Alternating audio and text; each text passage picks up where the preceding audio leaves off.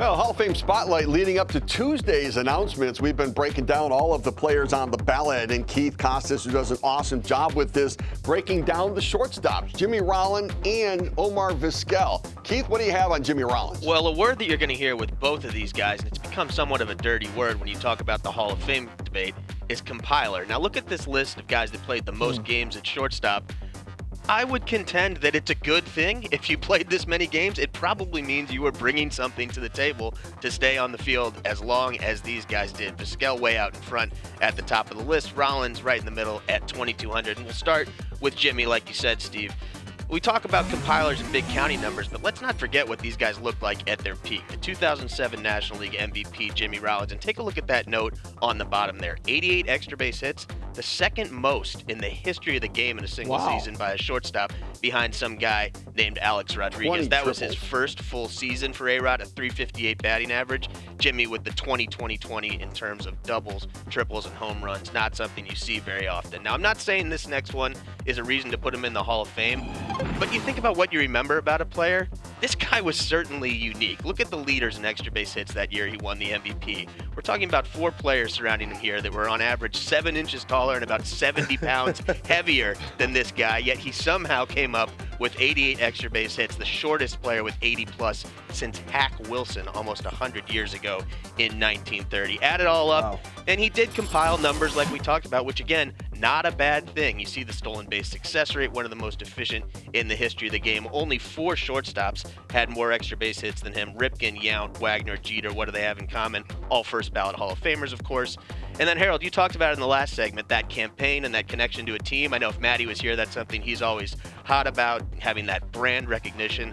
Over 2,000 of the nearly 2,300 games played with the Phillies. Only Mike Schmidt had more. I think one thing to keep in mind here, too, guys, is with Utley coming on the ballot this year, I think that's ultimately going to help Rollins because they're inseparable, and as Utley gets more play, Rollins is going to get re-examined. Still has 6-7 years to go on the ballot for Jimmy. So where do you guys come down on his candidacy? I think he's clearly a Hall of Famer, no doubt. And the thing I look at, too, is, again, the historical context of it. Shortstops didn't do what he was doing when he did it. You know, so I think that's uniqueness in there. Yeah, my initial reaction was that my gut check was no, that I didn't feel he was. And I felt a little bit about Chase Utley the same way. And then the more I've looked at the numbers and the position, which I think is the important aspect of this, certainly for Rollins and Utley, I think that Jimmy Rollins, you look at the numbers, you're talking about, you know, guys who are superstar first ballot Hall of Famers whose numbers are comparable to. Hey, Keith, you know what people are saying in Philly right now? Yeah, he was a Met general manager. That Philly hater. I wasn't going to bring it up, but I knew we'd get there. Philly hater. You weren't going to bring it up. I'm glad Harold did. I'm looking at all these highlights, and he's just killing the Mets. Yeah, right? That's You said it, not me. I got called out on that one for sure. Hey, the last thing on this, and then you can go to Omar Vizquel. Games played means something. No doubt. I'm with you. And when you can write in a guy's name and not have to worry about it, that's a beautiful thing. Harold, do you know how many innings he played at another defensive position in his career?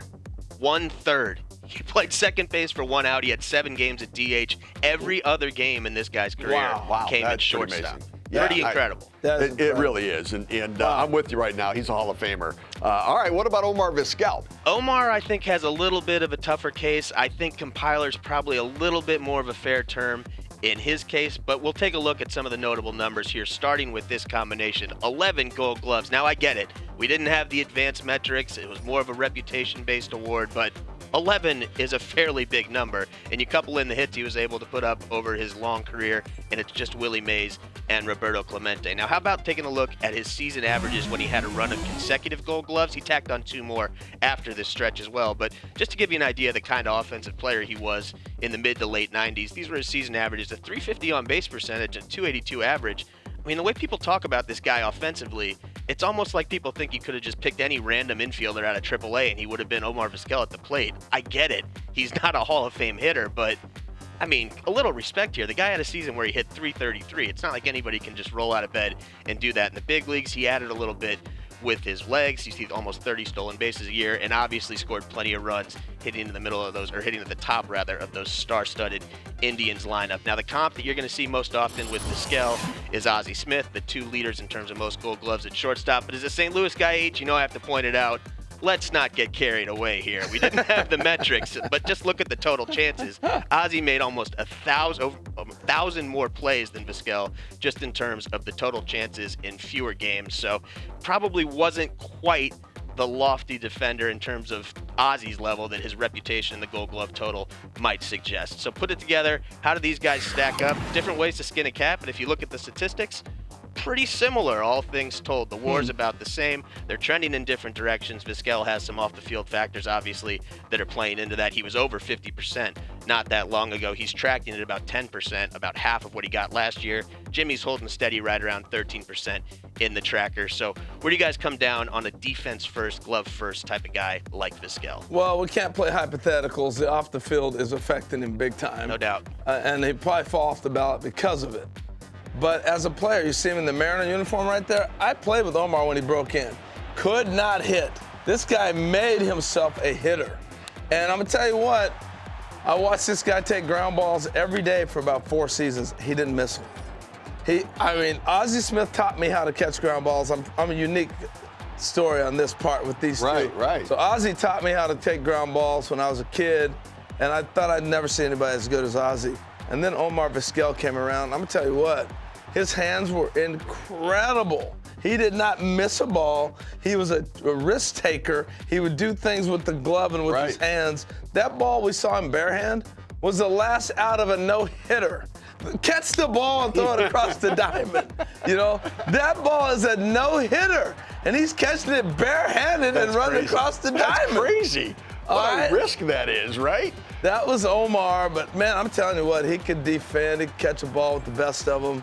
And if he did not have these off-the-field issues that are going on right now, I think he would have been able to make a real strong case, and I think eventually he would have got in the I completely agree with you. I think his candidacy is the Ozzie Smith candidacy, right? The story, light hitter, great defender, but the numbers actually show his offensive production was better. And if you factor in stolen bases, and again, it was an era where maybe stolen bases started to step back, so his 20-90 year were more substantial. And I look at that, I came up with that base running OPS, where you take the total bases that you earn on the bases, put it in a slugging percentage. His offensive numbers look better because he did steal some bases and take extra bases. But I think you're right. I think he was over 50%. It's fallen back now, and I don't think he's getting in. And H, I'll throw one more thing in. If you've imparted anything on me over the years, it's what you were talking about in the last segment. What were you asked to do in the era you played in? I'm not saying right place, right time's a reason to put somebody in the Hall of Fame.